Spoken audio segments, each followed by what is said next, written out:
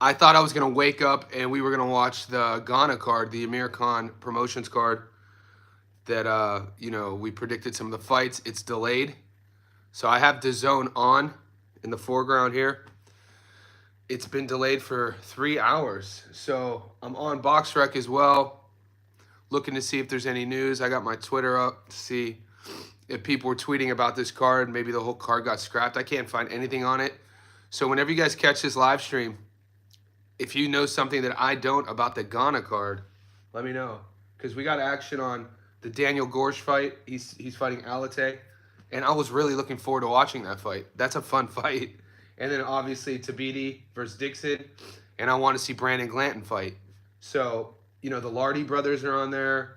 There's some good fights on that card. And I don't know. I think I remember maybe in the last 6 months this has happened once where the fight, DAZN's broadcasting just said delayed, and then we ended up finding out the card was scrapped. Hopefully that's not the case. I know that. What's up, PJ? I know that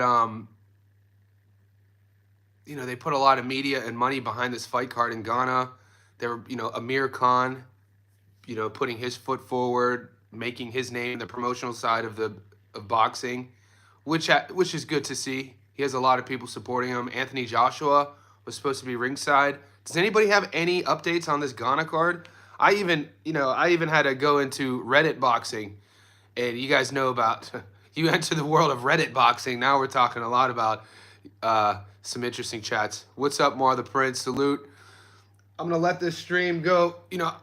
It's 6 a.m. my time. I don't have to go to the city to box for like 2 hours. So my goal was we could stream this fight and, we could talk some, chit chat about the sport, but it's delayed. PJ, none of the fights. So in the foreground in front of us, I have my big screen and I have DAZN on. I'm just saying that it's been delayed. Does anybody have any updates on why we think it's delayed? Is it a technical issue? I know the world is really hectic right now. I mean, I went to bed last night hearing the news about Israel attacking Iran, and then Iran counterattacked with missiles. And I do my best to stay away from politics on this channel because it's everywhere. So I know it's nowhere near topographically, so I was thinking maybe it's tech difficulties. Okay, go. That actually, if it's technical difficulties, we're gonna see the fights. I was thinking, it's already been delayed a few hours. Something in the city is happening. Okay, like an uprising? That's what I didn't want. That's what I was worried about. But, topographically, where you look where Ghana sits on a map, it's far away than what's happening in the Middle East. But there's turmoil all throughout the world right now, man. We just need people to just chill out. It's tough out there. Like, I lived in LA, Long Beach, for 7 years. We know what happened there over the last week. And then my home state, Ohio, where I grew up in Northeast Ohio, but a lot of my friends have families. They moved to Columbus, Ohio, better business opportunities. There's a lot of entrepreneurial opportunities in Columbus, Ohio. If you've never been, it's a booming city because Ohio State and the campus, and they're protesting there. So, all right, here we go, Vega. I made an over and under knockdown bet for Hitchens fight. What do you think? I made an under 1.5 knockdown bet. I like that bet. I like that bet. I mean, when you look at your reasoning for knockdown prop bets in 1.5, obviously you have to know the history of each fighter, and neither guy has one punch knockout power. And I see if George gets stopped. Oh, Muscles recommended it. Muscles, Carlo. He loves those knockdown prop bets. What is it paying, if you don't mind me asking? Yeah, in the last few weeks, I've done knockdown prop bets twice now. I've won both. I picked the Naoya Inoue to get knocked down once, 15-1. And then I predicted Hitchens going to, I think so. I like that, PJ. And then I bet and predicted the Hooney versus Fabio Wardley over half of a knockdown, and I won that bet. What's up, bro? Christian, does ringside? Yeah, it does. Christian, I think Christian's referencing the 20-foot ring and the 18-foot ring for the David Morrell versus Iman Katia fight in New York. Is that what you're referencing? Because I just got, I woke up, guys. I got boxing heads all over the world. I'm getting text messages about the ring size in New York because I told you I know Jim Kambosos, George's dad, and Jim promotes Iman Katia, and he's the guy fighting David Morrell, and they put their they wanted a smaller ring. They wanted an 18-foot ring for that New York card, and they got it instead of your traditional 20-foot ring. Johnny, does 18 change anything for you, Steve? Okay. Okay, so a couple, we're asking these questions. I mean, when you look in boxing, the smaller ring is going to suit the bigger puncher. Turkey changed New York card size. Okay. So think about it. In boxing, the smaller ring benefits the bigger puncher. Okay? A defensive guy, likes the bigger ring. I think Hitchens. And if you guys are wondering about, I think I brought this up earlier in the week regarding MMA, specifically the UFC, why I think it's been sort of awful for their ratings. And you guys can see the UFC ratings are partially, they don't have any superstars. They don't have a Ronda Rousey or Conor McGregor at the moment. But all of those fight cards that Dana puts on at the Apex in Vegas, not only do they not have crowds, but they have a smaller ring. They have a smaller cage. And the smaller cage is the same thing. The smaller cage benefits a grappler and a wrestler. A bigger cage will benefit a striker because you have more room to work. Same thing with boxing. The bigger ring benefits the mover. The smaller ring benefits the big puncher. And obviously we know with Turkey tweeted the most casual tweet I've ever read from a boxing promoter 3 days ago about runners, and we talked about it all week. I'm not a fan of that tweet. I don't side with him on that. You could just tell Turkey's never been in a fight before. Never boxed before. He doesn't know what he's talking about. Guys, wherever you are, we got 16 people on. Can we like this video? One like isn't doing it for me. That's all I ask you guys can do. Just like the video. Let me know that you're supporting the channel just by hitting the thumbs up button.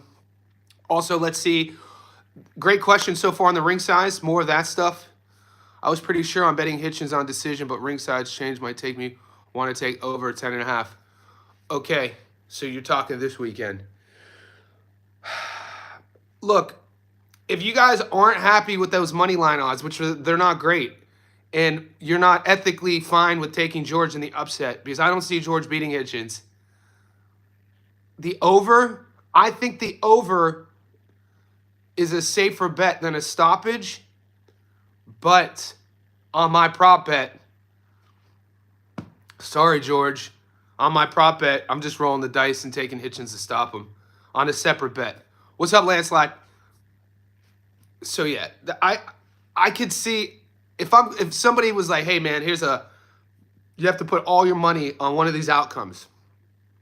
You could pick one. Will the fight go over? I think you said 8.5, or will Richardson Hitchens stop George?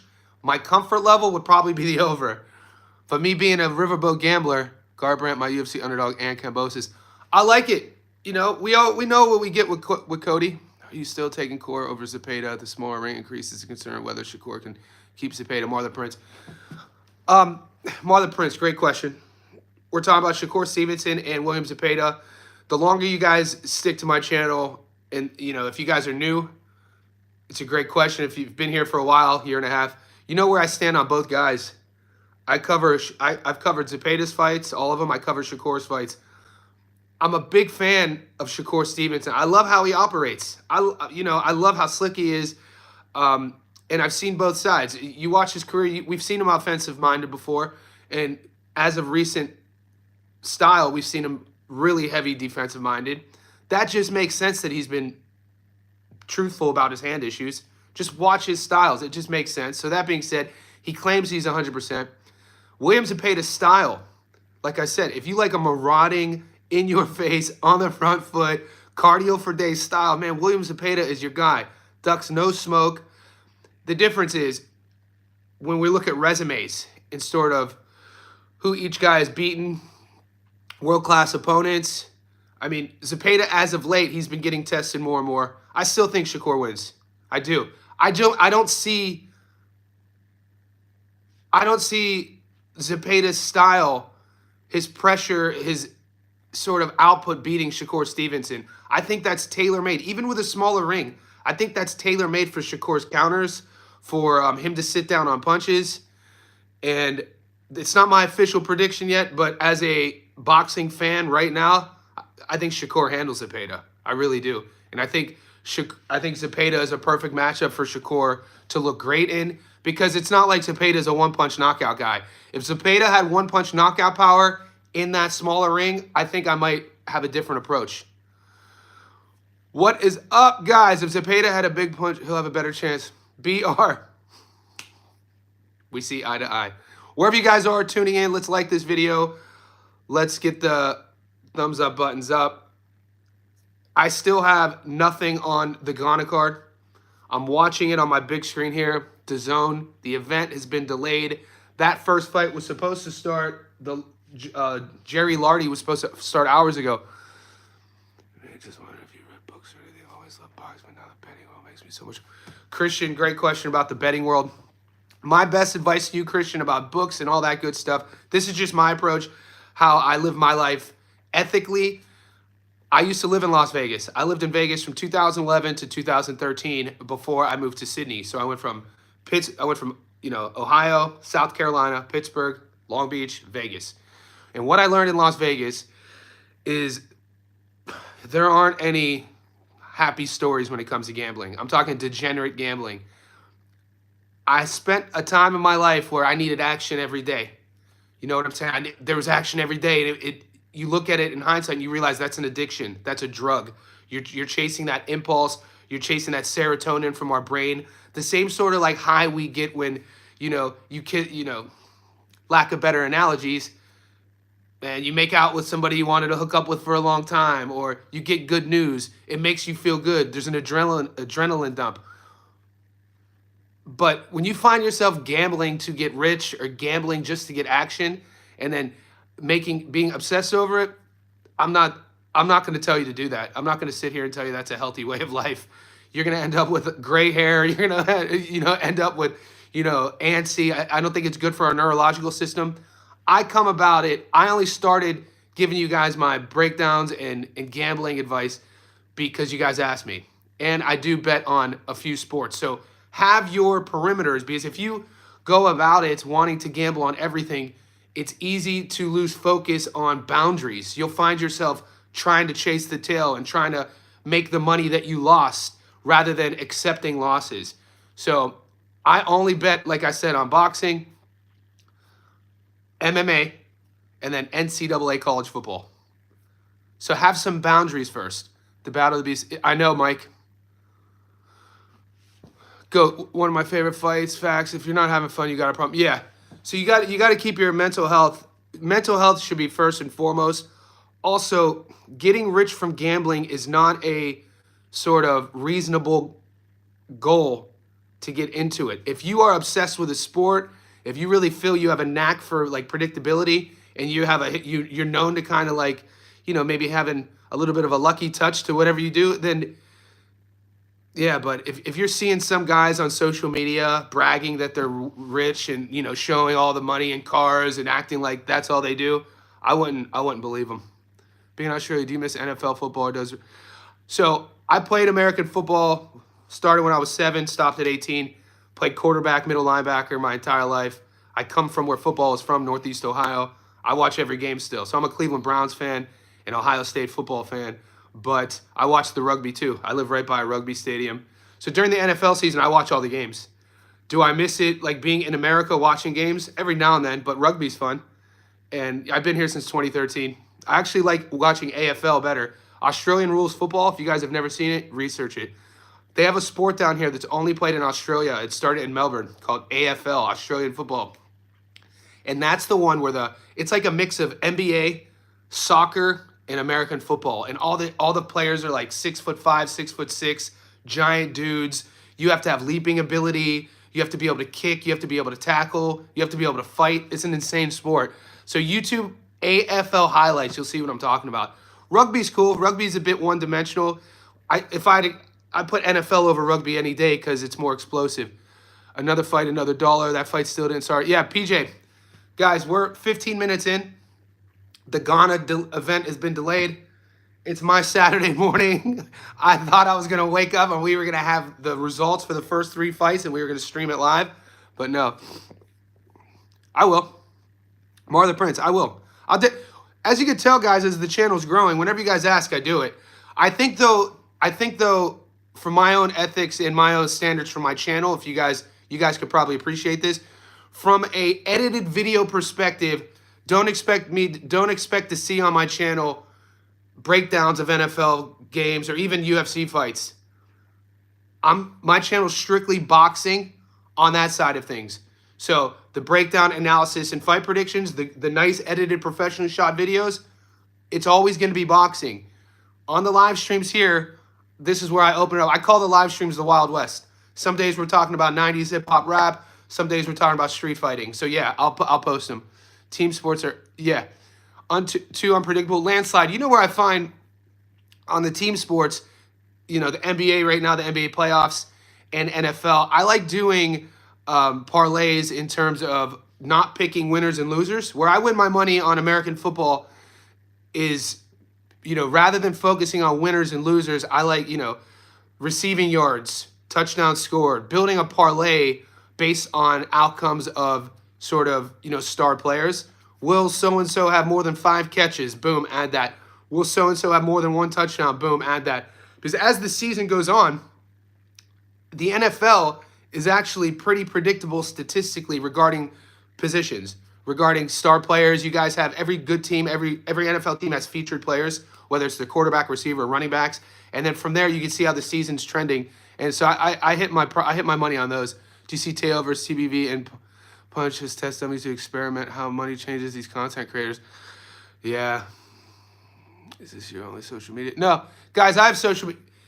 Is Gosh winning? All right, let's. I'm gonna answer both those questions real quick. First off, if you want to follow me on social media, my Instagram is my name. Just go to Instagram, JONNYSTOFKO.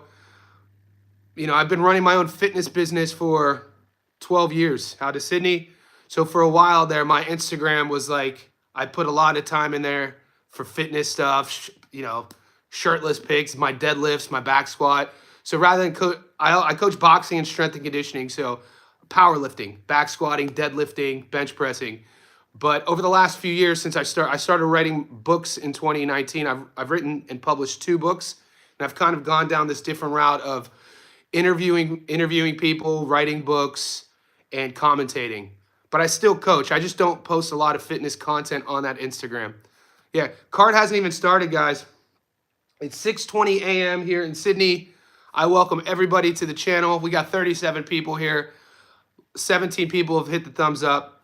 Do that for me now if you haven't already. If you haven't subscribed and you watch my content, please do that.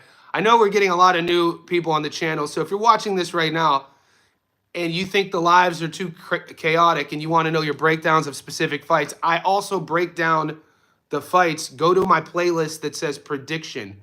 Right now, these lives are on my playlist called the Johnny Says Podcast. Just to clarify, because lately I've been getting a lot of comments. Hey, bro, I wish you would do a shorter video and break down the fights. I'm like, mate, that's exactly what I do. Go to my playlist that says fight predictions. Okay, sorry I'm late, but what's the last minute prop bet? Okay, Boz, the last minute prop bet, I like I like the stoppage. You could take either or. I like Andy Cruz on the stoppage, and a lot of the boys are liking the over on Richardson, Hitchens, and George. Look at your sports book. Look at your app. Whatever odds you like better. The over on Hitchens versus George or the stoppage Hitchens versus George. Let's see our betting app to see if any of the fights got pulled. I think Boz is from Australia. Okay, none of the fights on my betting app got pulled, so all the fights are still live. All the Ghana fights. Because, guys, the Ghana card was supposed to start a few hours ago, and I think PJ said on Twitter he found out that Amir Khan tweeted there's technical difficulties. So I think that's what we're rolling with. I was under the impression, hopefully it wasn't a political thing, because we know that Israel Israel might have just started World War III with Iran. Sorry to bum everyone out, but that's awful. Hitchens said combo as a ham. It's funny reading all these tweets about people who are saying that Hitchens looks weight drained. Didn't we talk about that last night more? WBC is ordering Ortiz Boacek too. Please, please. I can watch Ortiz Boacek fight all week. Like, I could watch them fight all the time. That was a fun matchup. You know what would be interesting about the rematch with... Let me send you some money for the Khan fight. All right? Email me. Or tip me. Some of you, yeah, you guys can tip me. That helps me out a lot. Yeah. Hitchens does always look drained. So I want to talk about that. If you watch Richardson Hitchens fight, even when he was younger, when he was filling out, he always looks drained. But when you look at his body composition, when he's flexing against George, he didn't look drained to me. He does cut a lot of weight, 5'11". When everybody's talking about this matchup, content creators online, and this was my point of difference a year and a half ago. I started doing the Stats Don't Lie going on a year and a half. And it was because content creators with huge followings would never talk about, things like Hitchens has a 74-inch reach. George has a 68-inch reach. That matters. It wouldn't matter a lot if Hitchens was a pocket, like a boxer puncher. If Hitchens was a guy who fought in the pocket and relied a lot on his power shots, his uppercuts or hooks, it wouldn't really, to me, I wouldn't really use it in the narrative. But Hitchens is a guy who uses his jab, and he has a really, really good jab. So when you think about that with a 6-inch reach advantage versus a guy like George, who really doesn't have a long jab and really doesn't use it technically, I think that's, and in my breakdown I told you, I think that's going to be the narrative. And I think that jab is going to be enough over a lot of rounds here to break George down to eventually what we're going to have to see is, will Richardson finally sit on something? Like, come here and then come in too. Because there's one thing with popping the jab here, hitting the 1-2, and then staying at distance. There's another thing here, popping the 1-2, getting under, and then coming in, and then fighting there. That's what I want to see Richardson Hitchens do. And I think we're going to see that. Guys, that's a tactical decision. That's a conscious decision fighters will have to make. Some do it, some don't. I want Hitchens to do it. Thad Gene fought well. It's funny you bring Thad Gene up, Mike. I just was researching Thad Gene because I was watching some of his highlights on Instagram. I was like, how do I know this guy? You're talking about he fights in MMA. Thad Gene's a UFC fighter or an MMA fighter. Thank you. He was on the fence. Hitchens' outcome distance seems most likely. Wouldn't be surprised. George don't have no jab. Exactly. George doesn't have long arms. He's not a thick dude, meaning like PFL. He doesn't have a, what's that? Oh, Ireland. I won't forget that. You guys there's some turmoil. I was reading world news right now, and there's protests going on in your part of the world too, man. The world we just got to hope for, I did a video a couple years back on my Instagram that was very controversial, and I said that if I was in charge of the world, I would make boxing to be taught to all elementary school kids. Like, if you were to take boxing, hand-to-hand combat, Muay Thai, Jiu-Jitsu, pick one. I said boxing because I'm a boxing head. And my dad took me to my first boxing gym when I was 7. And I made a video about why I think all little kids should be taught boxing in schools. Teaches you respect, teaches you humility, teaches you consequences, teaches you discipline, teaches you, I could go on and on. And I think over a generation of young people learning how to defend themselves, I think that would have a positive impact globally throughout the world on a government level. Because you get these tyrants who are running countries globally, making these decisions based off of power, who've never been punched in the face, who don't even know how to throw a punch. But it was only like 1,000 years ago. Or look at America, and I hate getting political. All right, we'll change the subject. Ennis Tellis is ordered WBA interim. Dude, that's a tough fight, guys. Ennis Tellis, we talked about, I know last night on the channel, we were talking about Boots going up to 54, and we were bringing up all the fighters at 54, and there's a lot of fun fights. I think that's a great matchup for Boots to enter the division, but I don't think it's an easy matchup.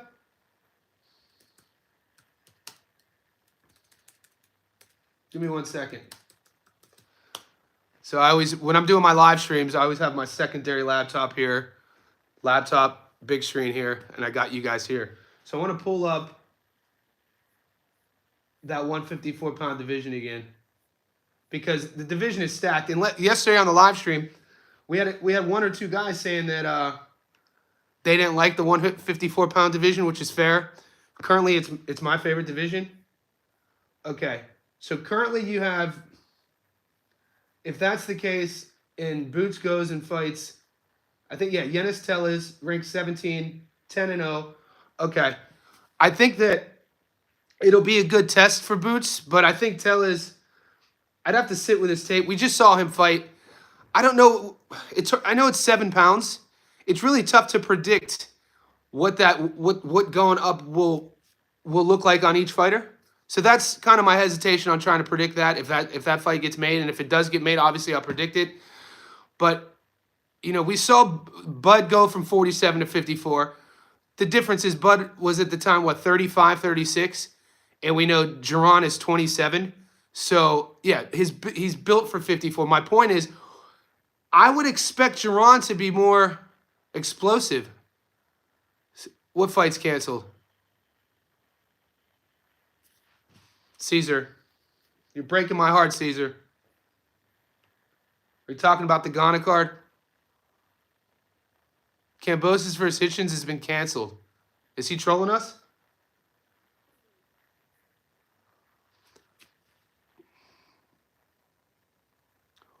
Wow. So on the live right now, we're just being told Kambosos versus Hitchens has been canceled. That's insane. What is going on, guys? Is this whole weekend doomed? Are we doomed? Are we at war? Like, what is going on, dude? Ghana hasn't started.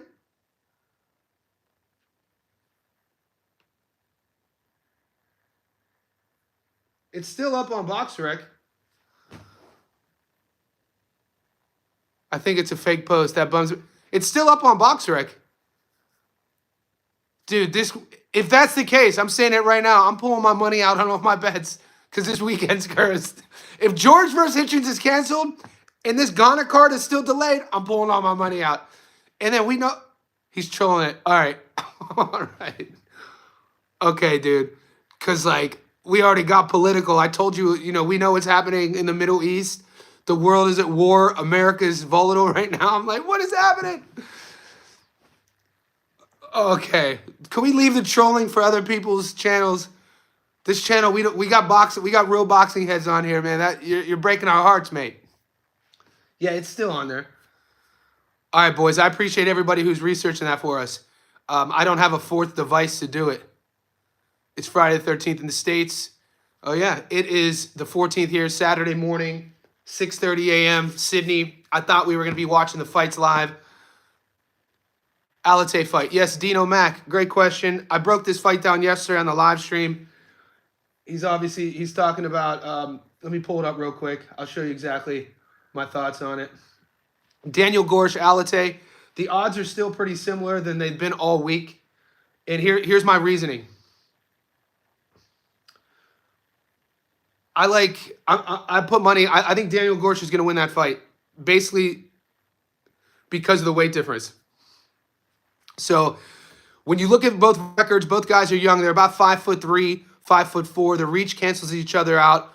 They both have pop. They're both on record knocking dudes out. The problem is Daniel Gorsh's last fight, he weighed in at 126 pounds. Alate is a guy who fights at 115 pounds. So when you meet in the middle, Alate's coming up from 115, and that fight is signed to be fought at 122.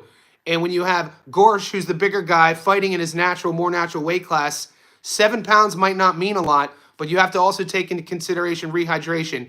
So when you look at how they go about their business, very similar styles. They're going to meet in the middle. They're going to want to get each other out of there. It's in front of their home country, Ghana. I'm siding and reasoning with the bigger guy with the more power. That's why I like Gorsh. Yeah, Boz, I think it's fake, guys.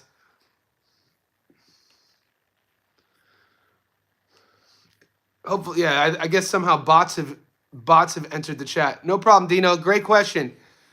And that's my reasoning. And Dino, the longer you stay on the channel, I'll never give you I might not always be right. I have a high hit rate. We do really well on the channel, but obviously we can't predict the future. My point is, whenever I give you a prediction, it's going to be based off reasoning, film study. It'll never be based off of just odds. I know some bettors will just be odds guys. They kind of bet how they play the markets, trends, and odds. For me to put money on and then tell you guys who listen to the channel why I'm putting my money on, I have to have reason for it, and that's the reason. Could I be wrong? I could be wrong. But when you have two big punchers meeting in the middle, weight classes matter. Divisions matter for a reason. Guys, Manny, I like it, Mike. It's still delayed. If I turn my screen around, you'd see the big screen. I have DAZN up right now. It's on mute. Some of the boys on the live stream went to Twitter right now, and they said that Amir Khan tweeted that they're having technical difficulties. Appreciate you, Dino. So my problem is with the technical difficulties, the first fight was supposed to start 4 hours ago. It's a 4-hour delay. Is anybody... Khan called Grosshot for a fight next. Yeah, Amir... If we're talking about Amir Khan... Are you talking about Amir Khan? He's been calling a lot of folks out, but that can't be Amir Khan because Grosh fights at 125. But Amir Khan put his hand up to someone create a ring match. Oh, God.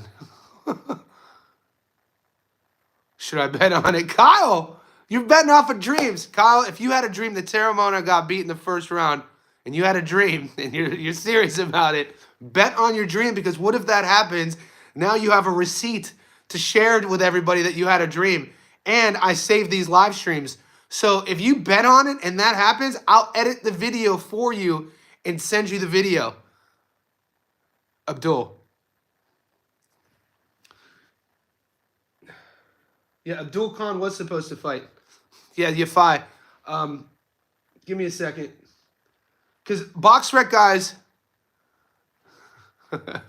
I'm not going to bet on that happening. BoxRec still has all the fights out, guys, on Ghana. Ashley, the Lardy brother. I wanted to see the Lardy brothers fight.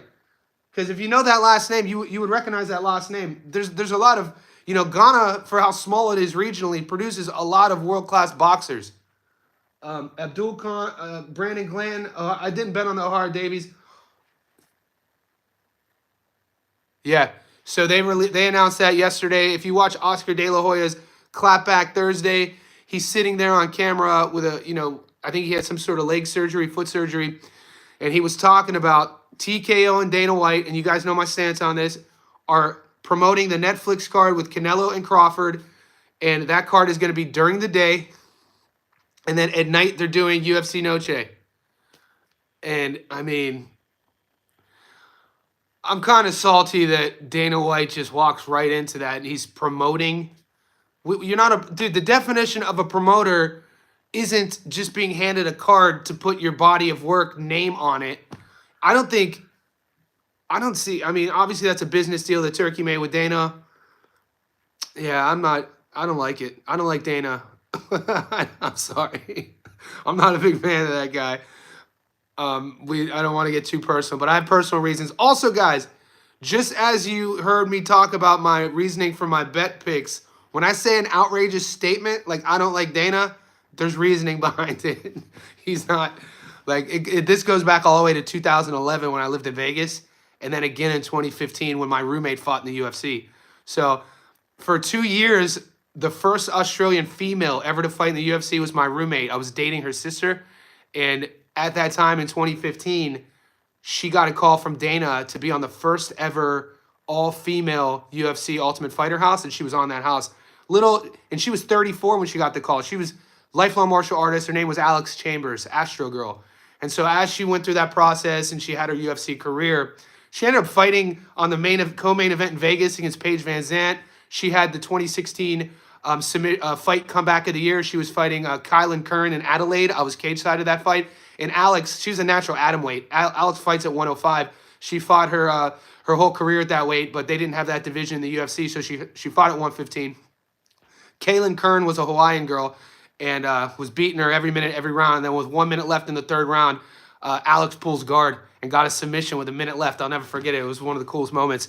I was right there. But anyway, through that experience, you know, I'd hear the rumors, and Alex would tell me about Dana, especially his actions on the reality show, how he, you know, his actions with girls, and you know, being raised by, you know, I had both parents growing up, but you know, I have three sisters, and my mom and my dad raised me always to treat my sisters, girlfriends, mother, women with the utmost respect. So Dana, dude, there's a lot of things about Dana that I'm surprised. He's paid a lot of money for things not to have come out. I'm just gonna leave it there. So boxing and rant. I don't think it's good that Dana's. I'm not happy. I mean, is anybody happy Dana White is promoting Canelo versus Crawford? Those. It's like, why is that happen? Like, it's weird. I think that should be at night as well. It's in Vegas during the day. You could wrap that up however you want to wrap it up. I bet you Dana White is going to do a press conference. I bet you he's going to say, oh, the golden age of boxing in the 80s, when in America we would watch Wild World of Sports at Saturday and boxing would be at 1 p.m. and the whole world would watch. It's going, no, he's going to say that, and that's the narrative he's going to paint. But it's because he doesn't, he thinks that people don't prioritize boxing. Boxing is here, mate. And you know, I'm a UFC fan, but you could definitely see since the Conor days, UFC has gone like here, especially with quality too. Like, I watch every fight, but there's nothing. It's become a watered down product. There's too many cards, too many fights, and you know, I don't like how, you know, the matchups too, predictable. But you guys asked me about it last week, and I do have action this week. Guys, any news on Twitter? The reason why Dana is trying to yeah, he sees a you know, money opportunities, and it's from a business perspective. When you have a guy like Dana who's successful like that, we talked about it a lot earlier in the week, who didn't have any money, goes to Vegas from Boston after getting run out of Boston, pitches to the Fertitta brothers. Lorenzo Fertitta and his brother were already very successful entrepreneurs, multi-millionaires in their own business dealings. Pitches to them a $1 million, you know, for them to fund it, to buy a failing UFC. So that is his legacy, getting $1 million loan and then selling it 15 years later for $4 billion. So from that perspective, you know, you're dealing with a guy who feels he could do no wrong. Dana White in his head feels that he is the man, God complex, whatever he touches turns to gold. You mix that with the success of Ronda Rousey, the success of Conor McGregor regarding the international spread of the sport. He thinks he's going to walk right in expecting Crawford and Canelo, which was handed to him, to put him on the map. The thing that the boxing world needs to understand is that TKO boxing, they don't have a stable. So people could kind of get sort of frustrated with this, but at the same time, you need fighters to fight there. Power slap is whack. Yeah, man, that's a sideshow. I'd rather watch Sylvester Stallone do the arm wrestling. Did you guys ever see Over the Top? One of my all-time 1980s movies. I'd rather watch the arm wrestling. Will, this Ghana card has been delayed for 4.5 hours. If it starts, you'll know, because I have it on in front of me. I'm watching DAZN. The event has been delayed, and some of the boys on the live stream have gone to Twitter. If you guys have another device, every now and then, could you guys check Twitter for us? Yeah, so Ronda, Ali, I was at UFC 290. It was in Melbourne. It was in 2015, 7th row, when Holly Holm head kicked Ronda Rousey. I was there live because my buddy Tony, who's a stand-up comic, was in Melbourne doing a show, and he opened for Rogan. Over the Top. Kenny Loggins, yes, Meet Me Halfway Across the Sky. One of my favorite songs. Me too, any news. Guys, keep us updated. Fast Car in the house. Fast Car, Eddie, the Hitman Hearns, like it. Eddie, I've always just stopped at your first part of your name. I guess I've never really read Hitman Hearns. It's awesome. Who you picking? Who's betting? Enzo Delgado, Felix Batista, San Juan. PJ, that's are we talking about Mercado, that fight? I think that's one I'm going to stay away from. I think did I cover this one? The odds are 50-50. I think you're referencing the, wow, Sportsbet took a lot of fights down. Pizarro Mercado. It was 50-50. I'm staying away from that fight. Yeah, that's that card. That's what the OTX card. Yeah, I talked about it yesterday. Who would you favor, Haney versus Hitchens? Haney versus Hitchens. Guys, if Haney, great question, Mar. I'm going to answer this in two ways to give you my answer. If Haney versus Hitchens was tonight, and they're fighting off of most recent performances, I would pick Haney if it happened tonight. But if it happens in the future and tomorrow, Hitchens stops George and shows us that he can fight on the front foot and shows us that he'll take risks and punch with you in the pocket. If that happens, imagine if Hitchens goes in and stops George, looks amazing, finally shows the boxing world what everybody, when he was coming up through the amateurs, was excited about at 140. I would pick Hitchens. I would. Because when you look, are they fighting at 40 or 47? Because if it's at 42, then you look at the intangibles. You look at the frame. You look at the skill set. Both have great jabs. Hitchens would be bigger, a little bit longer. And if you add a little bit pop to those punches, the thing about Devin, I'm not going to sit here and bash Devin. It's not. You'll never hear me do that. When you look at his career, he's still young. People realize Devin's not 30. I think Devin's 26. Look who he's fought. He's won titles. But even when you watch Devin punch, and this is not me coming from a fan perspective. It's coming from a coach perspective. When you watch Devin punch on extension, if you're learning how to box, if you do box, you would know this. On extension of punches, especially our straight punches, so our jab and our cross, our 1-2, it's day one, at least for me and where I was taught, it's day one teachings to where on your jab, you flex your tricep. So the tricep is elbow to shoulder. 70% of your arm, shoulder to elbow, is your tricep. So from a bodybuilding perspective, or guys want to build their arms, I always tell them, why are you just doing bicep curls? The bicep's a small muscle. If you want to build big arms, drill your triceps. 70% of this is tricep, elbow to shoulder. The reason why that's important with boxing, and the comment I'm making about Devin, is you're supposed to, on extension, lock the tricep here. Because if we lock that tricep, full extension, palm, down, cross, same thing. Lock. Devin punches like that. Watch him drill, watch him hit the bag, watch him exchange. Devin's right hand, he never extends. This never locks. Shoulder's not here. And so just on his punching technique, it was kind of interesting. And that's something that I've always talked about with Devin's punching technique, his straight punches. He doesn't get a lot of force on them because he doesn't extend them. He short arms it. You know, my coach back then would say, Johnny, stop short arming your punches. Stop alligator arming your punches. Crocodile arms, he'd say. So he's like here when you should be here. Here. There's no that. It's that. And I think that's that kind of, and then his feet as well. To get power, guys, we have to sit on our feet. We have to dig in our heels to turn.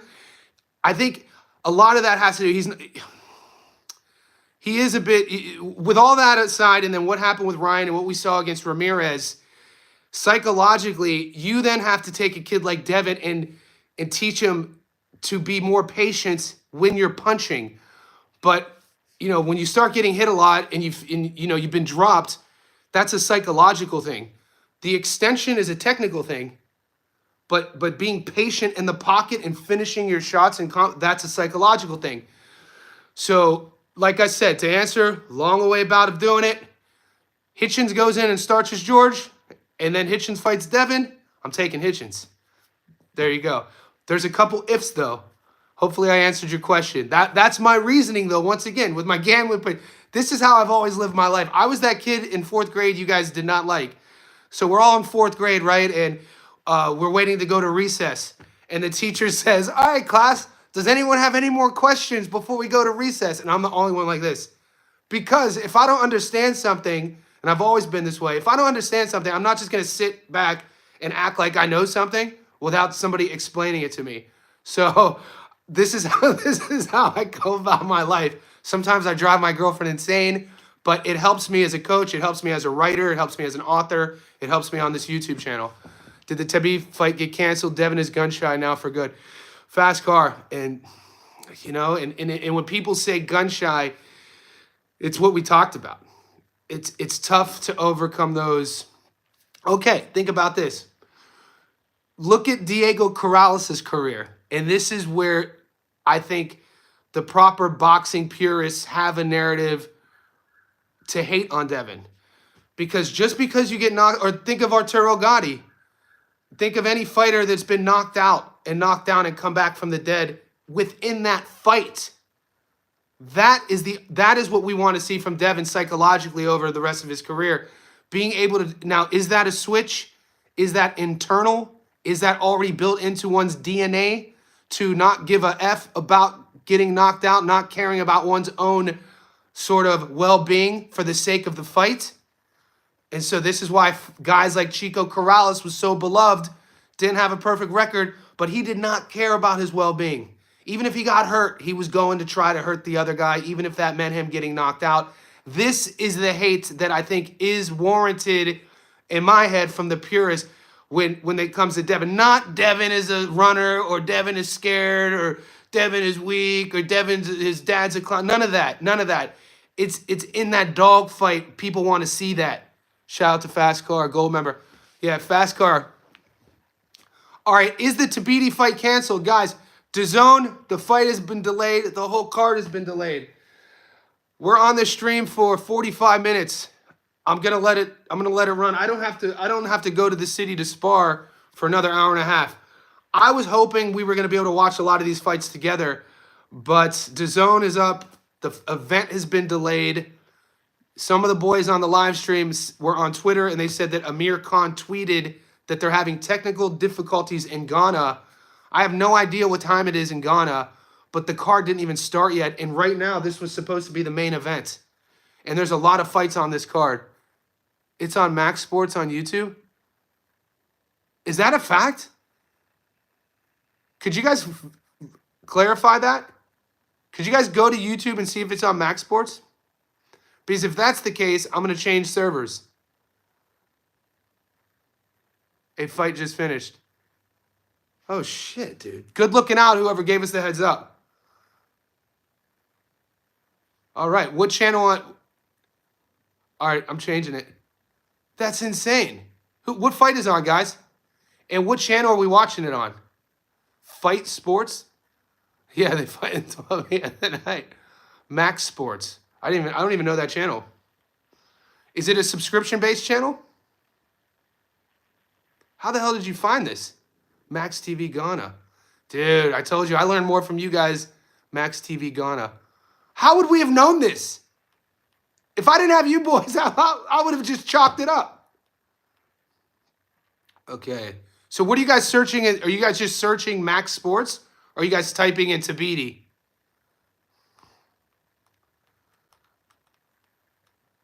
Okay.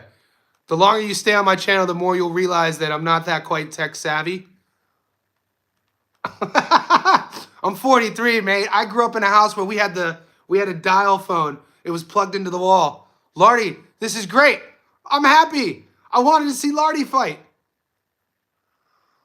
Whoever just found this, we applaud. Whoever just told us to go to Max Sports, we applaud.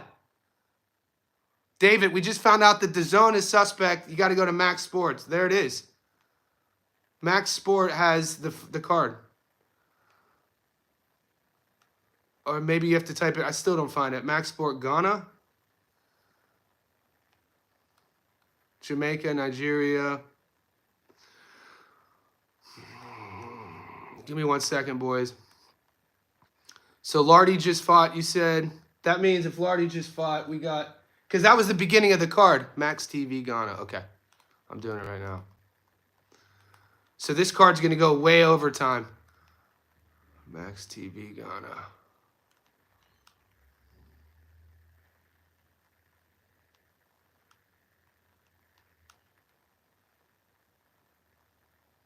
The betting site that I use is Sportsbet, but a lot of you boys are coming from different parts of the world. So maybe somebody could help him out with the betting app. There we go. Battle of the Beasts. Got it. Make my day. There's only 300 people watching it. Whoever you are who told us to go here, we salute you. Nice. And the crazy thing is, guys, spread the word. If you guys got, tell Muscles, tell Gary. There's only 300 people watching this stream on YouTube. There's over 50 watching mine. I'm surprised that there isn't way more. All right, they're in between fights. We're back in action. Finally. All right, let's see where we are.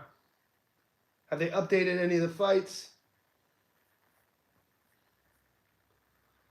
Okay, so you said so that means, nice. So that means Richmond Ashley fight, Jerry Lardy. Was that Jerry or Jesse Lardy who just fought? ESPN bet.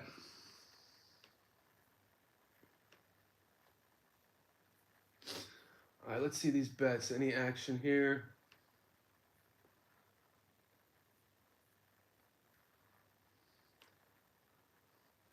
Okay. I mean, I know that Amir Khan's probably not going to be happy that the DAZN feed's not working, but maybe this is kind of just a undercard sort of thing. Blessings. Let me hit you real quick. Let me answer that because somebody else asked me about this fight.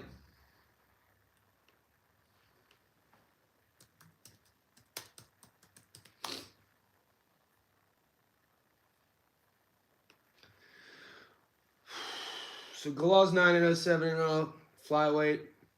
Francisco Rodriguez, great fight. Yeah, on paper, it's not going to be my official breakdown. I'm definitely going to be covering this fight. You're talking about Rodriguez versus Yafai. Right now, the narrative is obviously career resume, trajectory. I don't know what the odds are saying about Yafai and Rodriguez, but I think Yafai's trajectory, I mean, a lot of people are hype about him. I think I'm going to side with him. But stay tuned to the channel because I'm going to break that. I'm definitely, it's on my to-do list. I'm going to break the video down. Guys, regarding my predictions, the professionally shot videos, I do it week to week. I stay segmented because there's so much to think about. I don't like looking too far ahead. Right after, we also have a Japanese card after the New York City card. And then in 4 days, we have Brian Norman Jr. I agree with you. Rodriguez will, and this is why I like the fight for Yafai and whoever his handlers are, because he is going to see the problems from a guy with over 40 career fights. We're going to find out a lot about him, but I need to do my due diligence before I'd really talk about that fight. We got Brian Norman Jr. happening late next week as well. Sasaki, that's a good fight. That should be a fun, action-packed fight. I'm interested to see if we're going to be able to bet on some of those fights there. But they're doing a bunch of as well as okay, so they got the announcer in Ghana. They got the announcer in Ghana in the crowd. I've never seen this before. I know Anthony Joshua just got there. Okay, Max TV Ghana on YouTube. If you guys just chimed in, they're showing the fights. DAZN's feed is not working. And they're in between fights right now. I guess Jesse Lardy just fought. And Abdul Khan, Brandon. So the main guys haven't fought yet, even though it's 4 hours delayed. Guys, wherever you are, could you like this video? Could you keep the questions coming? Let me know if you have any questions. We got the fight tomorrow in New York City. They just had the weigh-ins. The Ghana card just got underway. We thought we were going to watch it on DAZN, but it's for free now on YouTube.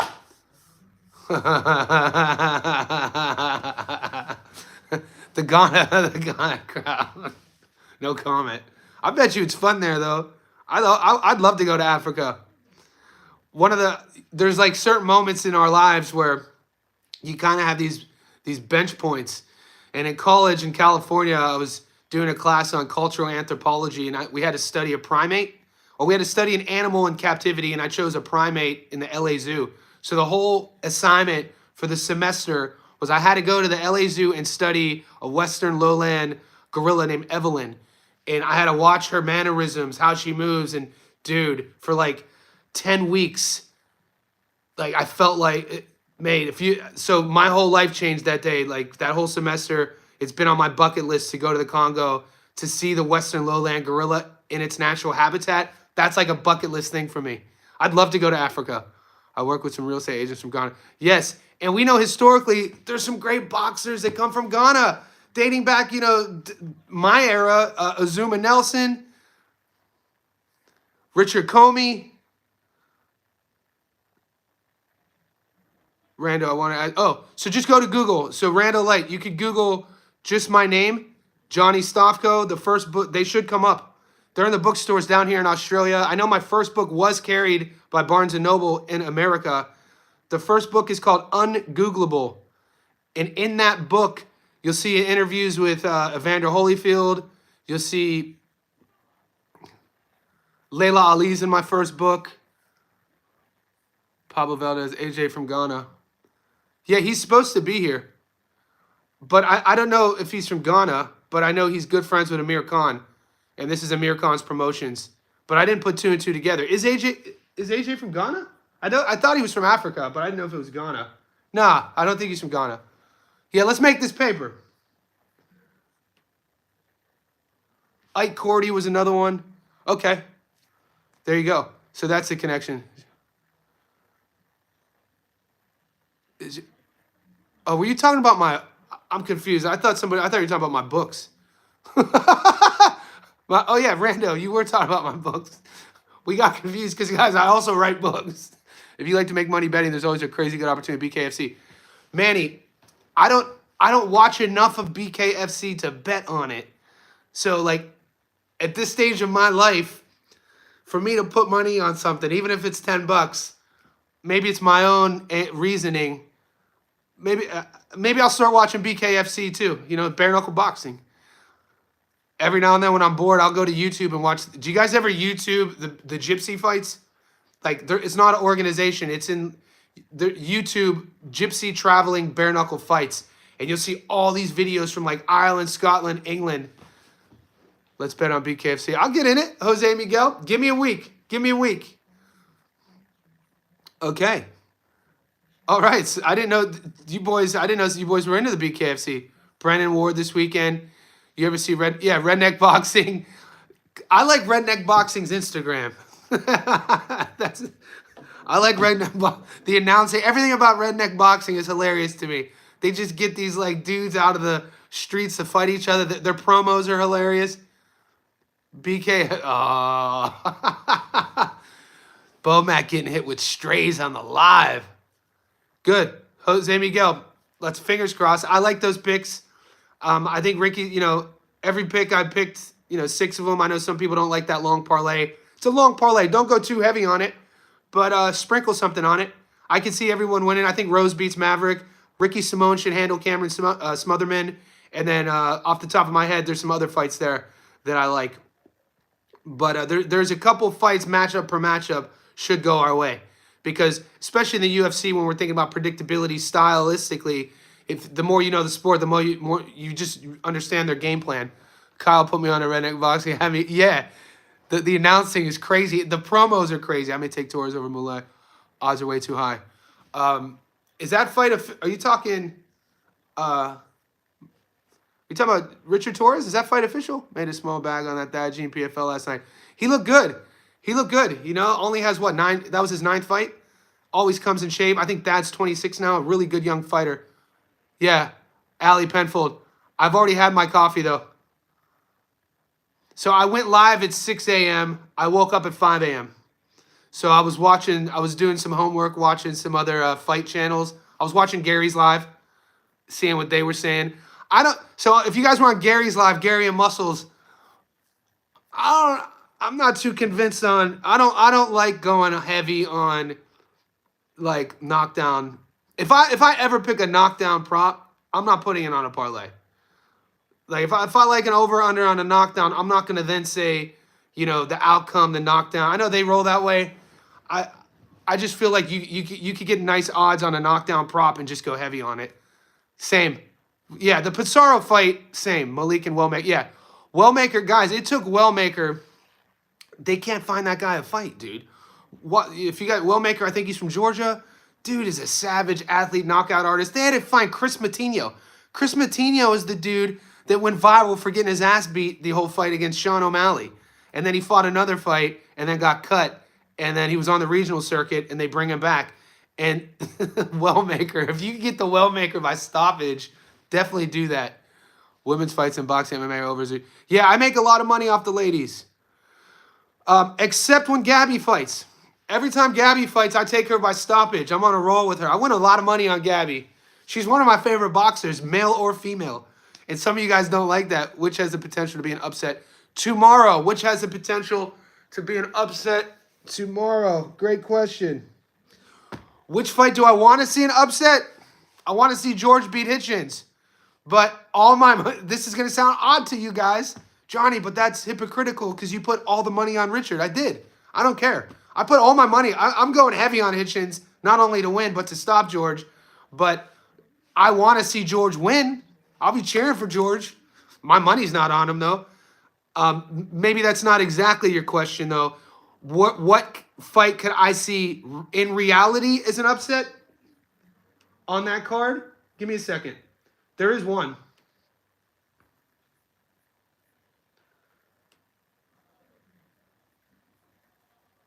Oh, you already know. Argentina. Yeah, Manny. Argentina. Campos. Campos, and he's still a dog against Donaire. I'm very comfortable with that pick. I broke that fight down. You can watch my reasoning. It's on my playlist. Guys, if you're new to the channel and the lives give you anxiety, I've been reading some of your comments.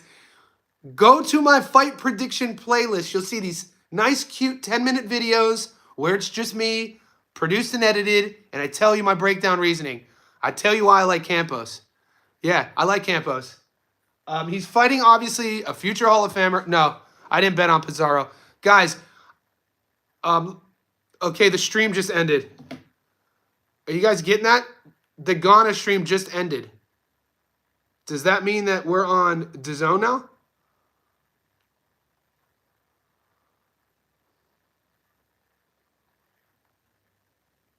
Yeah, it did just end. Guys, do we think that DAZN picked it up? I don't think...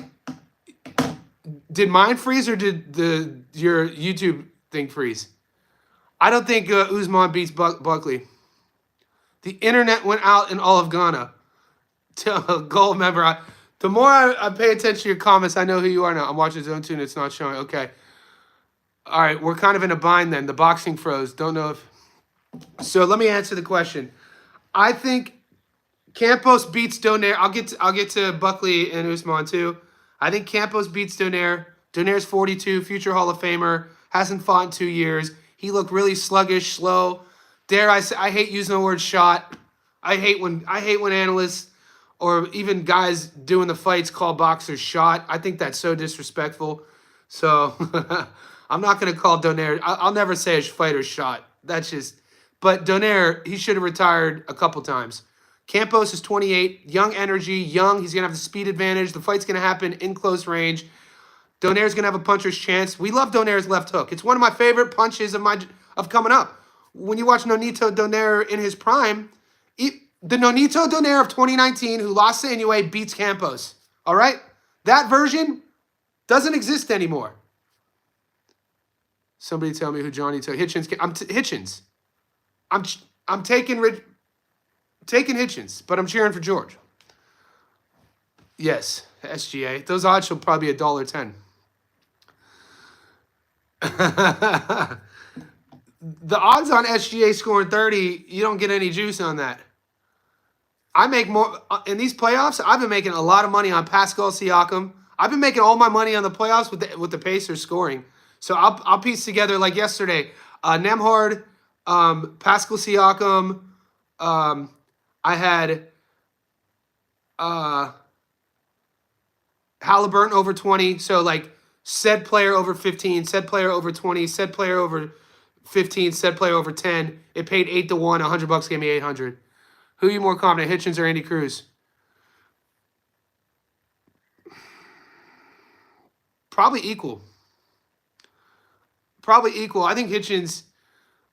I'm very comfortable with Hitchens beating George, guys. I talked about it yesterday. George did not look good against Jake Wiley. Jake Wiley is and no shade on Jake. Jake Wiley is a domestic level Aussie boxer. George should have stopped Wiley. George started losing rounds to Wiley. Richardson Hitchens beat Liam Perro. Hitchens won a world title. He's a world champion. Nobody talks about this. The whole weird boxing narrative by these mainstream media sources only talk about what Hitchens looked like against Lemos and what Keyshawn did to Lemos. I'm like, why is that the narrative? And if you are using what Hitchens looked like against Lemos and what Keyshawn looked like against Lemos, then why wouldn't you then say that maybe is it possible that Hitchens broke Lemos down and then set him up to get beaten and stopped by Keyshawn? That could be a possibility. But why wouldn't you then say Liam Paro beat the boogeyman in Puerto Rico? Nobody wanted to fight Subriel. Nobody. Paro comes from Australia, goes to Puerto Rico, beats Matias, and then Hitchens goes down to Puerto Rico and beats Paro and takes his belt. But why do all the people talk about Hitchens versus Lemos? I mean, don't you think the champion deserves a little bit more credit than a fight in which he won prior to his world title fight? It's an odd thing to me. It's so bizarre. What have you done for me lately? Hitchens won a world title. George beat Jake Wiley. Happy Friday, Dwayne. Just got off work. My work ends tomorrow, right? Nice. I love the U.S. amateur boxing scene. Keep me posted, Dwayne. I got a lot of the fathers who watch my channel who keep me posted on some of the young amateurs. Christian, I posted the parlay. So, did anybody go to DAZN? We were watching the Ghana fights. They're not on anymore. Oh, yeah. No, the Ghana live stream is off. This is insane. They need to get this sorted. I'm going to go back to DAZN and see what I'm checking this out. Me too. Still off. The feed is dead. It's delayed. Still on DAZN. God, we got teased. Still delayed. All right, it's 7 o'clock. I'm going to stay on. Like I said, I have to dip to go box. You can't watch on YouTube. Yeah, no, I'm not going to you're not going to see my screen on YouTube. You pay pay-per-view for that trash. No, what are we talking? DAZN? DAZN's down here in Australia, Rambler, DAZN is a subscription service. It's one of our only options in Australia to watch international boxing. So you pay I think I pay $12 a month and I get all the fights. But sometimes we get blacked out. Like, I couldn't even watch meth streams. There ain't no way I'm downloading something called meth stream. You guys are out here. You guys are wild, dude. I'm a grown man. I'm a grown ass man. I'm gonna pay a $12 subscription fee rather than download a meth stream. Y'all wild. Crack stream. Are you guys messing with me? I don't hang out with a lot of people. No, the 20 quid. No, it's free on DAZN. You don't gotta download. It'd be working. See, I'm an old head. You boys, I'm sure a lot of you boys are younger than me, but you'll get to a place where you're my age where you don't got time for all them little crack streams, meth streams. I'll just pay the $12, dude. If Australia doesn't let you. Okay, so we couldn't get the Keyshawn card. Even if I paid $1,000 last weekend, we couldn't get the Norfolk card, and that pissed me off. Yeah, Grosh, me too. Live stream, easy. So, guys, keep me posted about if the DAZN comes back on. Is a friend, favorite podcaster, rap star, rooting for him. Ghana got some shit internet. Damn, man. We're seeing the Ghana card on YouTube. We watched one fight. It's off. Now, DAZN. Yeah, it's delayed, Rambler. It's been delayed. The card, it's going to be a headache. So what's going to happen is I'm going to leave to go box in 30 minutes. And I'm going to come back on my live stream. And the card's still not going to be started.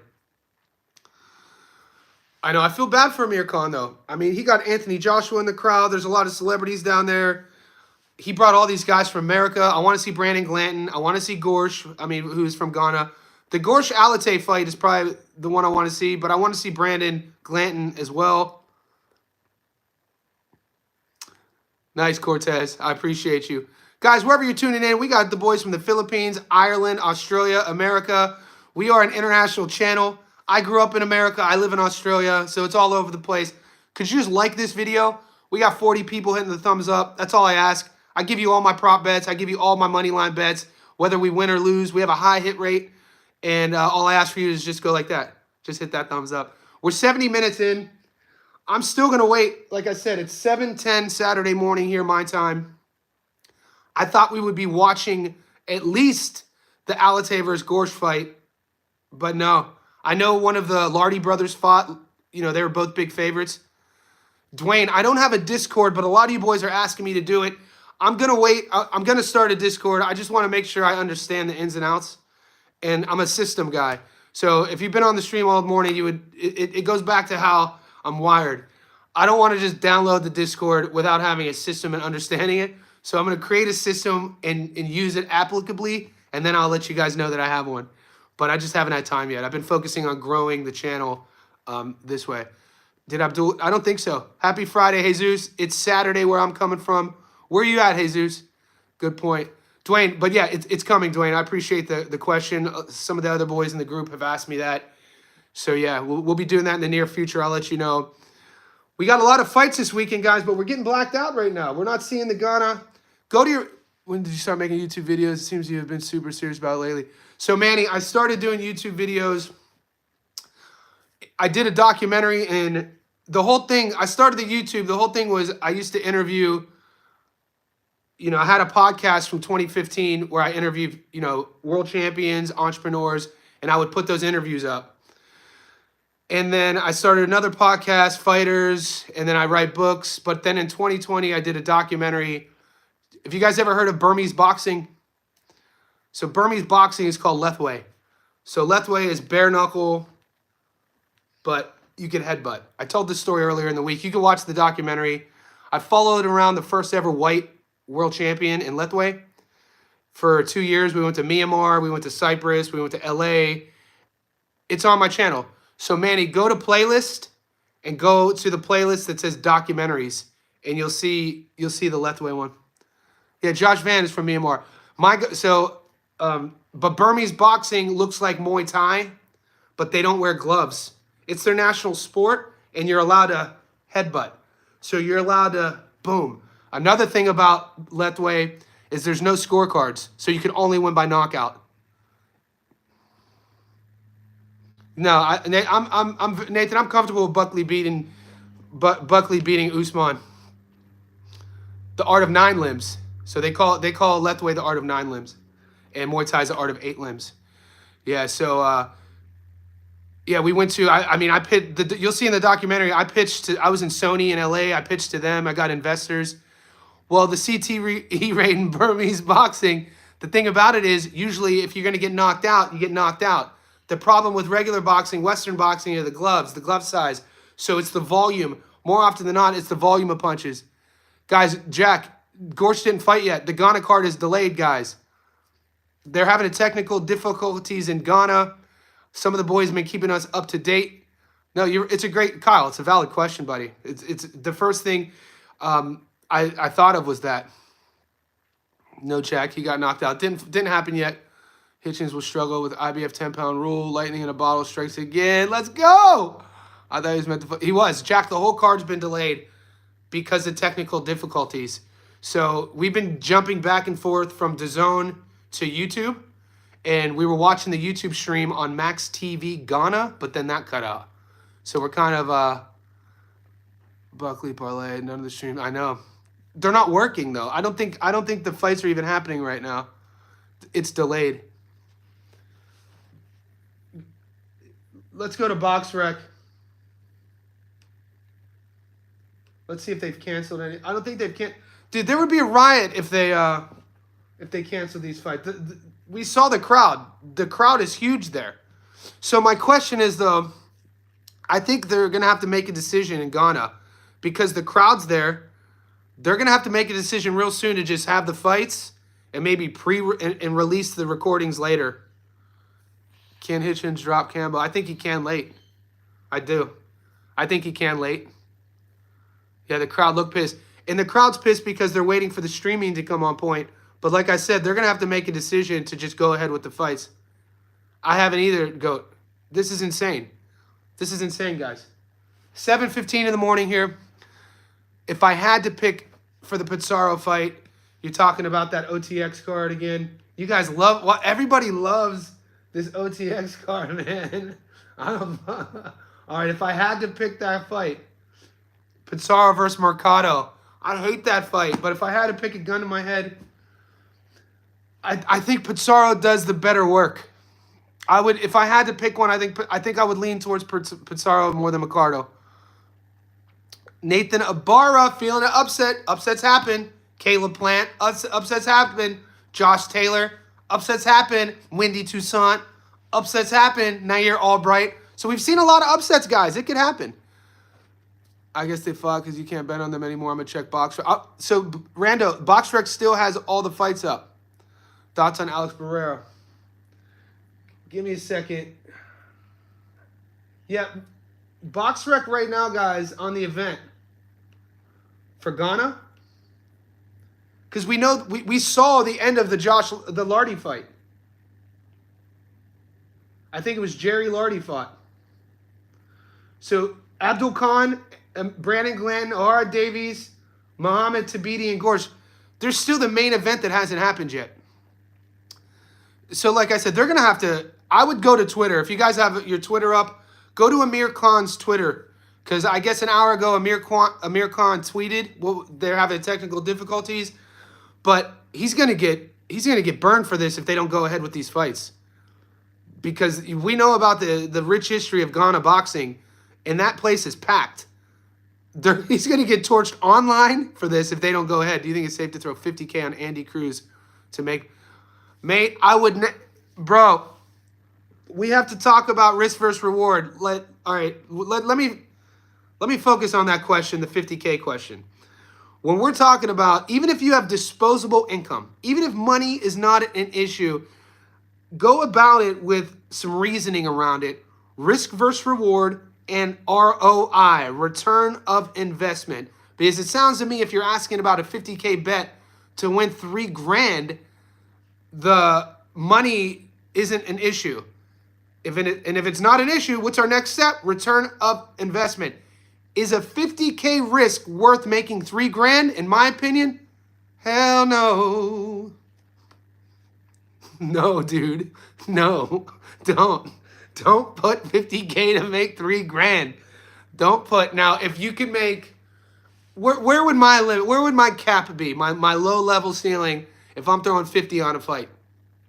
For me to throw 50 on a fight, I personally would want to see at least a 25% return. You know, I think 25% would be my margin. You know, so 50 would give me 75. No, that would be a 50. So 50 would give me 12 and a half. Yeah, so even that. I think 12 and a half, 25% return on 50, 12 and a half plus. Yeah, but 50 to make $3K? Hell no. Put that 50K on Norman. Money line. I like that. My biggest bet was 20K last year on Jake Paul against Ty. Damn, man, you out here betting on Jake Paul fights. They let you do that?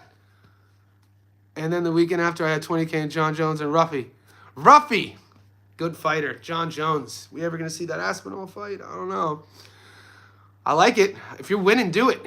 But 50K to win 3 is, I don't know, man. I don't know. Because you know if you win that fight, you got 53, you're going to be, you know, create some have some boundaries of what you will and won't do moving forward. Yeah, I just ethically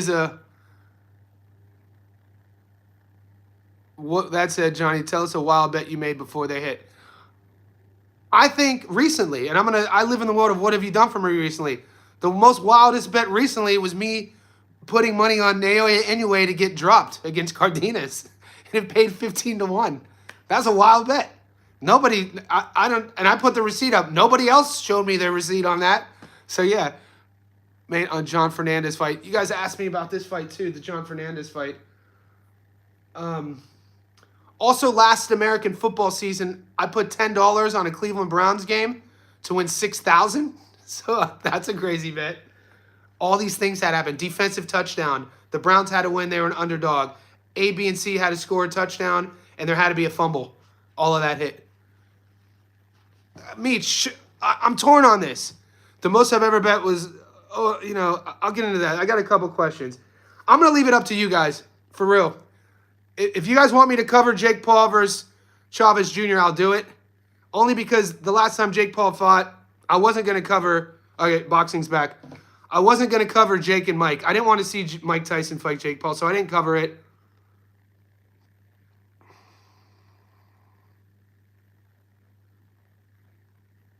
Okay, Manny. Manny, I'll cover it.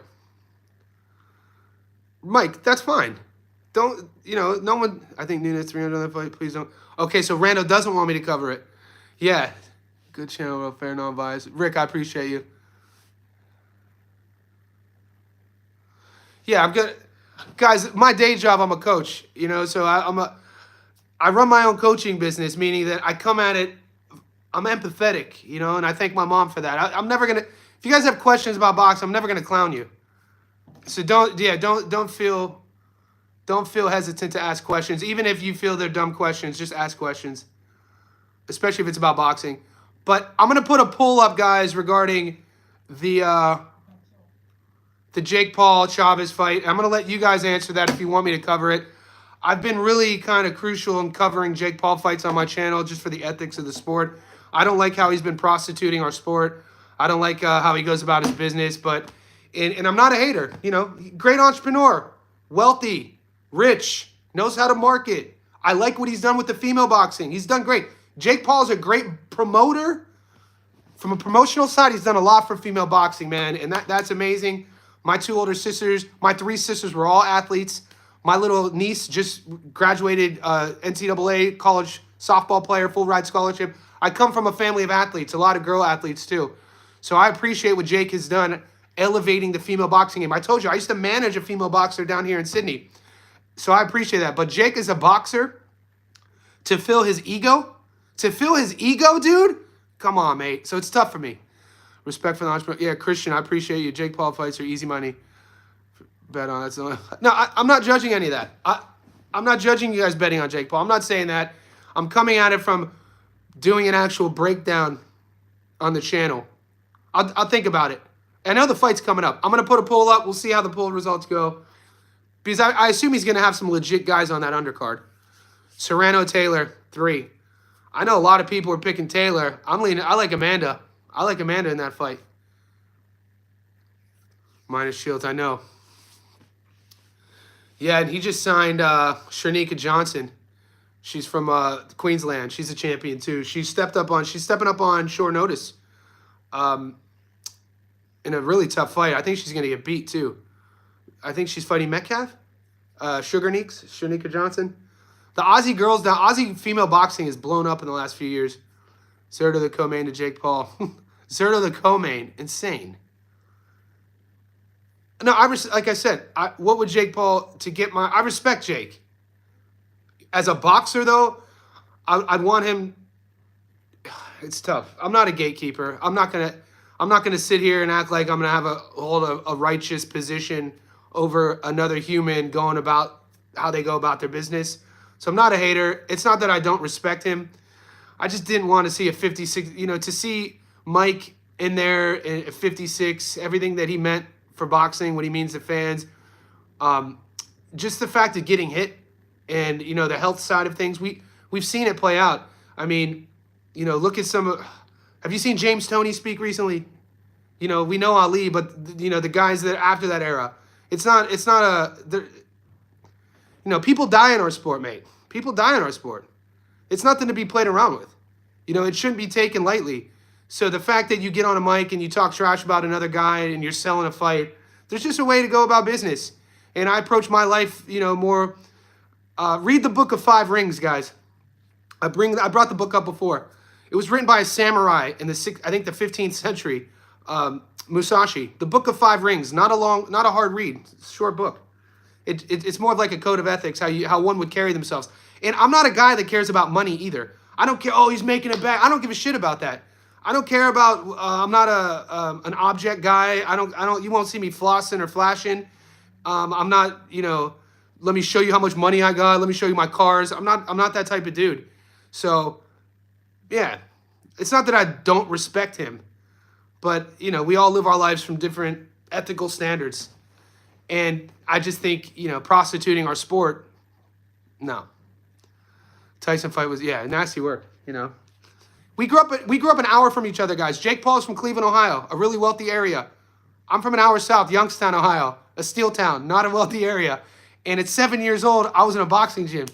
You know, you stunting that dining table. Yeah, that's not a that dining table, baby. That dining table, boy. I got all the wealthy shit on that, boy. My homemade painting, that Nike, boy. That's a Kelly Pavlik magazine from 2008. So right there, that there is a magazine from my hometown. It was when Kelly beat Edson Miranda. Miranda was supposed to beat Kelly in that fight. I got that bookshelf right there, player. Don't even talk about my little, you see the, my ukulele. We be out here stunting. Yeah, the only time you'll ever see me, now, granted, if you see me out, I'm always going to be dressed nice. My dad raised me to do that. Johnny, a man will always judge you by your appearance. Don't disrespect our last name. Costs more than my car. Well, Kelly's my friend. During your time in Long Beach, did you get banged on? Banged on? She crazy. My time in Long Beach, I'm not a troublemaker. I went to Long Beach for grad school. Initially, I went there to play baseball. Didn't pan out. Ended up going to grad school, and I ended up finishing grad school in Nevada. I did a lot of crazy, dumb stuff in Long Beach, though. Did I get banged out? Nah. I hung out with, like, my boys were, like, in the team. I told you this story before. I hung out with a lot of tough dudes, and, you know, I have no problem in public. I'm the quiet guy in public, guys. If we're out, I was raised like, Johnny, if you ever, you know, in a bar and fights pop off, lean up against the wall. Or my dad was like, Johnny, never be the last guy leaving a nightclub. He was like, if you're the last guy leaving a nightclub, two things. You either didn't get pussy or you're looking for a fight. So I carry myself, I'm not a talker in public. I never instigate anything, but I'll throw hands. If it ever gets taken to that point as a young dude, I will definitely, I'm definitely a scrapper. Did you ever post a pic of that? Yeah, I did. I posted the pic. Go to the post section. I got money on Camp. Me too. I got Campos beating Donaire. Yeah, I posted my boy. It was me, Kafaya, and Panaka. It's on my post. How long have you been betting for now? How long have you been betting? I mean, I wasn't in Vegas when I lived in Vegas in 2011 and 2012. I was finishing grad school in bartending. No more. I mean, I had, you know what's crazy, guys? This is some facts. My group, in our weightlifting group in Long Beach, this was in 2006. One of my buddies was a skinhead. He wasn't a skinhead by nature, but he was from Alaska. He comes down to Long Beach. He gets arrested for some weed, and he goes to LA County, and they forced him. He's a white dude, big dude, tatted, crystal blue eyes, and he spent 2 years in county for some weed. You in here for weed? And he was forced to hang out with the skinheads. So he gets out, and he wasn't a racist, but he had that mark of being a skinhead. I meet him at the LA Fitness on Cherry and Wardlow, where my first gym when I moved to Long Beach. And another dude that I just met named Darnell played college ball at Long Beach State, was a basketball player, from New York, from Brooklyn. And so my group of friends was a black dude, Darnell, Kafaya, who was in a Cambodian gang, and a skinhead. We called Jimmy the Needle. And everybody just was copacetic. We just trained. There was no racial tent, nothing. But the gangs, at least what I experienced, were more of like a protection code when the dudes would get locked up. Just check out looking like bone. Yeah. Dude, and Kay, if you look at that picture, remember, Kay got his burner on him too. Like, I was an idiot. I was a young kid, man. I was in my 20s there, man. Nah, I'm not a gangster at all. I'm not. I would never pretend to be either. Why'd they ban you? Why'd they ban you? Did I get banned?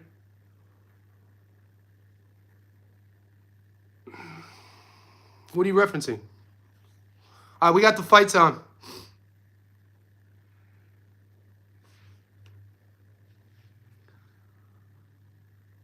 Yeah, thank you, member. Old ladies always would tell me that. Old ladies, do you know who you look like? You look like John Travolta. Yeah, old ladies. Is Bet365 better than Bovada, people in Cali? Guys, are you in Cali? Could you answer landslide? Oh, God, I missed that.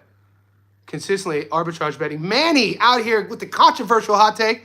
I haven't heard somebody drop an arbitrage bet since Muscles did it a month ago and got roasted for it.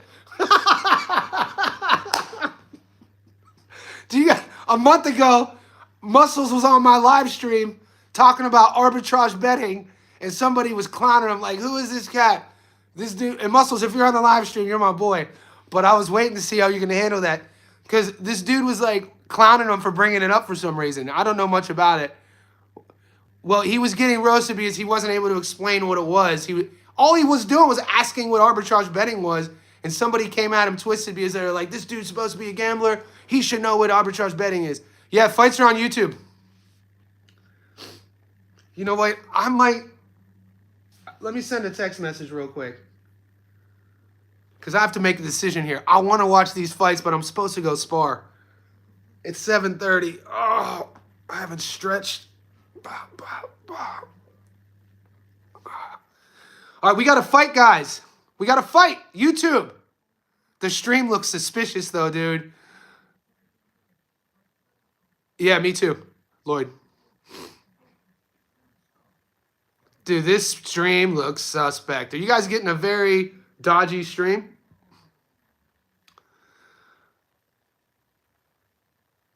Oh, mate. People on Twitter were heralding Amir Khan, congratulating him, but he's about to get torched. I use busier. Guys, so you're telling me in America, gambling isn't federally legal? You can't, because in Australia, I think I spoke about this before, and to answer somebody's question about gambling, in 2013, when I moved here in Sydney, so my gym, no, I'm gonna have to leave. It's an old school dungeon. These fools aren't trying to watch TV. So when I moved here in 2013, gambling is part of the culture. So like, the girl I was dating, her mom had a gambling app. They're betting on the dogs. They're betting on the horses. They say, "Hey Johnny, you gonna have a punt?" So having a punt is having a bet. So it was all part of the thing. Her dad was a college teacher, and they had a gambling pool every semester on the rugby games. So I'm like, what? I'm like, hell no. I was like, I could gamble. So I downloaded my first betting app in 2013, and that's the one I still use. So I'm a loyalist. It's called Sportsbet. And it's crazy that America is the Wild West on some things, but gambling, you can't gamble. Like, what? That's crazy. I never thought that was weird until I moved here. And now you guys might think that Australia is weird because gambling is, mate, there's gambling commercials, like it's everywhere. And like I said, I think though, if a culture is exposed to something, it doesn't become an issue. We hear stories in Europe, places like where my mom's relatives come from in Italy. My mom's whole side, my one whole side of the family is from Tuscany. So there's part of Italy north of Rome, and little kids drink wine there. Do y'all drink heavy in Australia? I mean, there's a drinking culture. I don't drink. I used to. I'm an old head. I stopped drinking to get drunk. Like, I haven't had a drink. I used to drink in Vegas. Yeah, I focus on my health and my mind. I used to drink. At Long Beach, I was drinking that Henny, smoking them blunts. I was a different version of me, guys. Life, we're supposed to grow. I write about it, though. If you're still on here, Rando, I think you're asking about my books. I write about my first book. Do y'all do the green? I used to slang it. Do I do it? I don't do it anymore. I used to slang it. I used to get, when I lived in Long Beach, a Vietnam veteran named Curtis Montelius, I don't even know if that was his real name, comes up to me. I'm in Long Beach. This is a true story. And Lardy's fighting right now, the second Lardy. And he would pay me X amount of money to wear a suit. My girlfriend at the time, she would dress nice. We would drive from Long Beach to Humboldt County. It was like a 10-hour drive. And at the time in Long Beach, California, medicinal cannabis was legal. So if you had a weed card, you could go to a little clinic, and they were like dodgy clinics, and you'd show them the weed card, they'd get you weed. So Curtis would have me he'd pay me a couple $1,000, drive up to Humboldt. They would expect me to get there. They would stuff my trunk with weed, meaning I'm wearing a blazer with a tie, and then I would just take the 10-hour drive and drive right back to Long Beach. I would meet Montelius at his house, his apartment in my neighborhood, and he would unload it, and he would also then pay me a second time to trim all the all the trimmings off of it, and then he would take all of it and he would sell it to the dispensary. So yeah, I write about that in my first book though. I think the first line in my first book, it's called Ungoogleable. I think the first line is, I'm pretty sure I'm the only guy ever in history to move to Las Vegas to find himself. That was my first line. And I remember having to call my mom before it got published. I was like, Mom, I write about some crazy stuff in this book, so just giving you a heads up. The second one's out too. So the second one is called the 24-hour reset. I could send you guys. I should do like a contest, or if you guys ever come to Sydney, I'll give them to you. But if you buy them, that's cool too. Albert Ramirez's opponent was very weak. Yeah, guys, we got Lardy here. I got to make a decision. This stream's going on an hour and a half. You know what I'm going to do, guys? There's still a lot of fights left. I'm going to have to go box right now. I'm going to go spar. Hopefully I come back. I won't get touched up too much. And I'll be back in 8:30 and 9:30, 10. I'll be back in like 2 hours. So I appreciate you guys on the stream. Stay tuned to the channel. If you haven't already liked this video, if we get 50 likes, man, that might be a high for me. And if you haven't already, could you please hit subscribe? Let's get this money.